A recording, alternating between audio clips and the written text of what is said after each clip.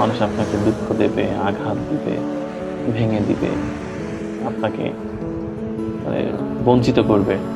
But আপনি আপনার যে কাজ, আপনি অল্প হোক বেশি হোক প্রতিদিন করতে হবে। আমার শুধু মনে হয়েছে একদিন না একদিন আমি পারবই। এখন সব ছেড়েছি, ঘর ছেড়েছি, বাড়ি ছেড়েছি, সংসার ছেড়েছি, কত কিছু ছাড়লাম। কিন্তু দেখেন না, আসলে আমি কিন্তু সেই পথে এখনো আছি। জানি না আল্লাহ কতদিন রাখবে, তবে আছি।